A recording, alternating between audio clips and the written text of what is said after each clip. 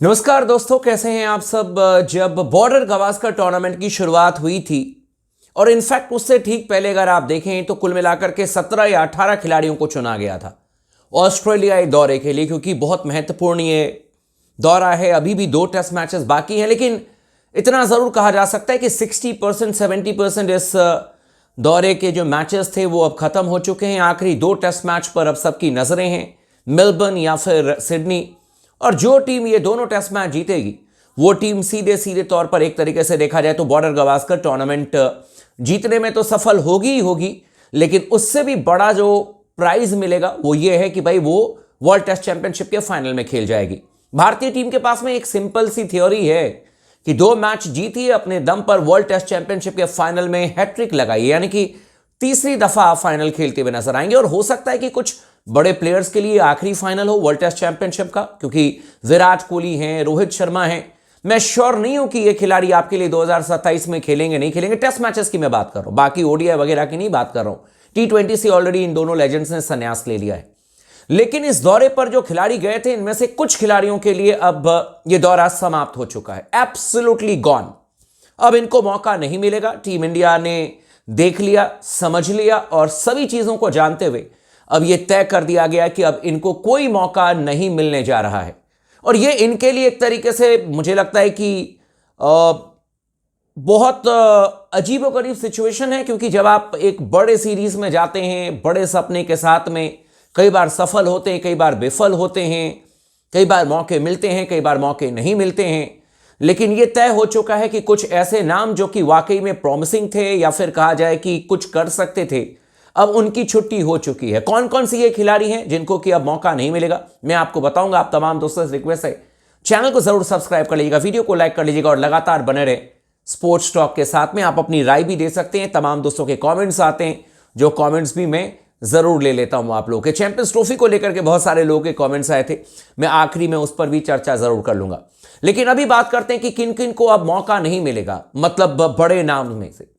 शुभमन गिल को देख लीजिए, केएल राहुल को देख लीजिए। शुभमन गिल के लिए हालांकि पहले टेस्ट मैच में नहीं खेले थे, बहुत अनलकी थे, चोट लग गई थी उससे ठीक पहले, और उनकी जगह पर देवदत्त पडिक्कल को खिलाया गया।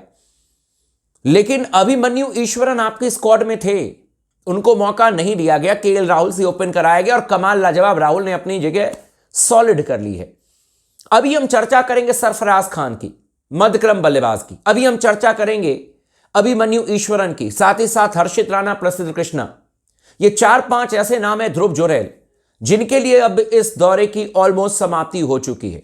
हालांकि तेज गेंदबाजों को फिर भी मैं साइड में रखूंगा, लेकिन सरफराज खान जिन्होंने की बहुत प्रॉमिस दिखाया था न्यूजीलैंड के खिलाफ में, आपको याद होगा पहली टेस्ट मैच में 150 रन बनाया था, भारतीय टीम को मुकाबले में वापसी कराया था और लगा था कि ये जो मध्यक्रम का बल्लेबाज है ये लंबी रेस का घोड़ा है। लेकिन क्रिकेट में किसी चीज की गारंटी नहीं है मेरे दोस्त।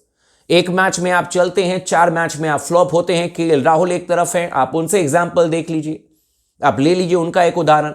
एक तरफ आपके सरफराज खान है, केएल राहुल बैंगलोर में फेल, पुणे और मुंबई में मौका नहीं मिला। सरफराज खान बैंगलोर में सुपरस्टार, पुणे और मुंबई में फेल हो गए। केएल राहुल को मौका मिला ऑस्ट्रेलिया में, वो हीरो बन गए। सरफराज खान को मौका ही नहीं मिला और वो इस समय 0 हैं। लेकिन मौका नहीं मिला, इसके पीछे रीजन भी है, क्योंकि मध्यक्रम में आप किसको खिलाएंगे। सरफराज ने क्या वो प्रॉमिस दिखाया है कि ऑस्ट्रेलिया में रन कर पाएंगे, यह भी तो बड़ा सवाल है। अब आप 6 नंबर पर रोहित शर्मा को खिलाएंगे या सरफराज को खिलाएंगे, और रोहित शर्मा की अगर जगह नहीं बनती है तो फिर कप्तानी कौन करेगा।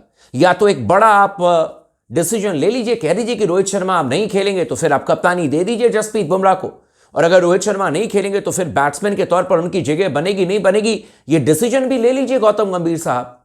जिस तरीके से बड़े बड़े प्लेयर्स को लेकर के डिसाइड किया गया, चेतेश्वर पुजारा को बाहर किया गया, रहाणे को बाहर किया गया, ताजा एग्जाम्पल जो है अब रविचंद्रन अश्विन है, तो उसी तरीके से आप फैसले ले सकते हैं। लेकिन सरफराज को तो मौका नहीं मिलेगा अब ऑस्ट्रेलियाई दौरे पर, यह तो तय हो चुका है, यह आपको भी पता है, मुझे भी पता है।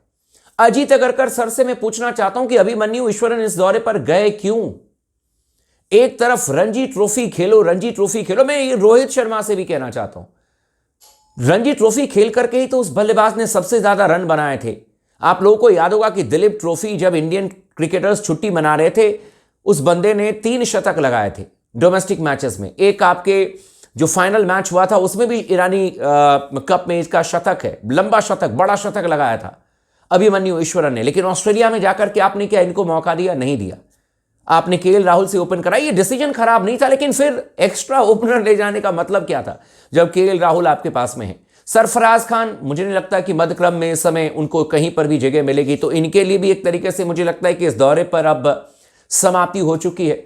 ध्रुव जुरैल को लेकर के पहले भी मैंने कहा था कि ऋषभ पंत आपके पहले चॉइस के विकेट कीपर रहेंगे, और ऋषभ पंत हालांकि अच्छा परफॉर्मेंस नहीं कर पाए हैं। ऋषभ भाई यार, जिस चीज के लिए आप जाने जाते हो वो अब 2 टेस्ट मैच में करके दिखाना है मेरे भाई। आपके बस की बात है, इसीलिए पूरे हिंदुस्तान के लोग आपसे रिक्वेस्ट कर रहे हैं। हमने आपकी ताकत देखी हुई है, हमें पता है कि आप किस लेवल के प्लेयर हो। टेस्ट मैचेस की मैं बात कर रहा हूं, मैं T20 या ODI की नहीं बात कर रहा हूं। तो मैं दिल से कह रहा हूं कि ऋषभ अब लिटरली बल्ला उठा और यार ऑस्ट्रेलिया को उठा दे यार, उड़ा दे यार। अब भारतीय टीम को पीछे मुड़ करके नहीं देखना है, और इसके लिए ऋषभ पंत को भाई बहुत आगे जाकर के बैटिंग करनी पड़ेगी, रन करना पड़ेगा। ध्रुव जुरैल को हम नहीं खिला रहे हैं, ऋषभ पंत पर लगातार भरोसा बना रहे हैं।